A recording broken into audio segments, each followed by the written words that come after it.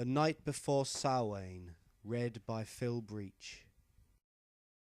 'Twas the night before Samhain, and all through the stead many creatures were stirring, and all of them dead. Mouse skulls were nailed to the roof beam with care, to ward 'gainst the squash head, who soon would be there. The night children cowered and shivered with fear, for they knew that old Pumpkin Face soon would creep near.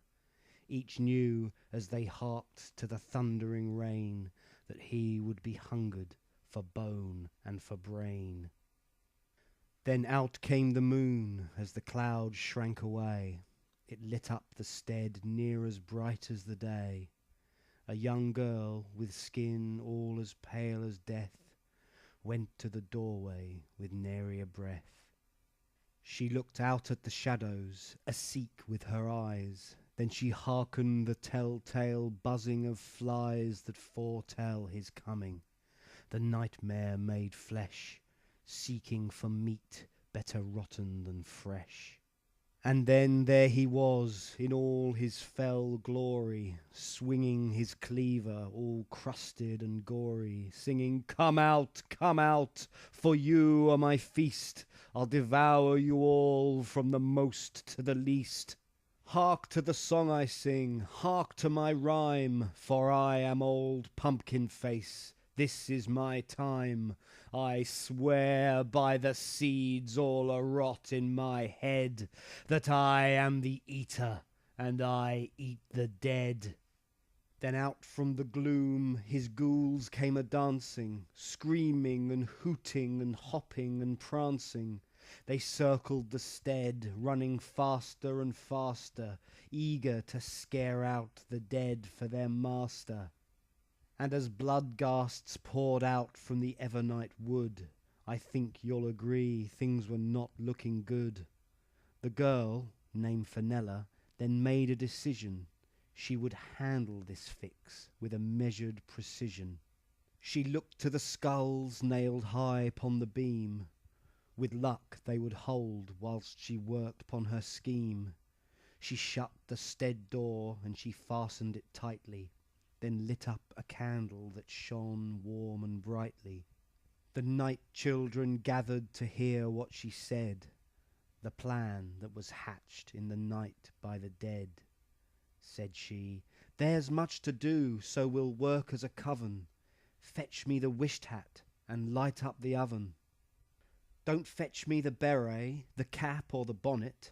Fetch me the one with the stars and moons on it. We'll work as a coven, so fetch 13 chairs and the old blackened cauldron from under the stairs. They kindled the oven, they circled the chairs, they dragged the old cauldron from under the stairs. And now, said Fenella from under the hat, we'll summon the help of a singular cat. But then from outside came a terrible sound that shuddered the stead and the woods and the ground. Old Pumpkin Face, not used to being denied, was roaring his rage as it pricked at his pride. The squash head leapt up to land high upon the roof, where he stamped at the slates with a great slimy hoof. I swear by the seeds all a-rot in my head, you shall let me in, 'tis time I was fed. Ignore him, Fenella cried, pay him no heed. If we work together then we shall succeed. Let him bluster up there, let him slobber and slaver. Down here we'll get on with the abracadabra. She took up a wand made of alder and oak, bid them join hands, then the night child spoke. Cougavad, Cougavad, monarch of night, we beg that you help us and answer our plight. Cougavad, Cougavad, pause in your prowling, and come to us spitting and hissing and yowling. Come to us fierce, approach us ferocious, the foe you're to face is surpassing atrocious. Grimalkin Rex, we crave your assistance, and do please excuse our unseemly persistence. Out from the cauldron the cat came a-swerving, he moved in a manner sublime yet unnerving. "Great King," said Fenella, "we must beware, for the Lord of the Damned is a caper out there." "Fear not," he replied as he reached the stead door. "This battle is old, girl, we've fought it before. 'Tis the evening of winter, the Holly King's rule, and the ripe shall be spoiled ere the coming of Yule. The Lord of the Damned he's most certainly not.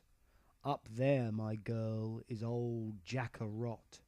He never remembers, each year 'tis the same, for his rotten old head can't conceive of the game. A wisp of the autumn, the Holly King's fool, destined to die by the breaking of Yule. Now think at it, girl, the pumpkin, the hat, the wand and the cauldron, the rather fine cat. You are the winter's witch, he a poor brute made of hairy strings, sticks, and an old rotting fruit. You are the witch, and this is the season, and I am the king of the cats for good reason. And ask yourself this, if you still don't believe, what happens to pumpkins on All Hallows' Eve?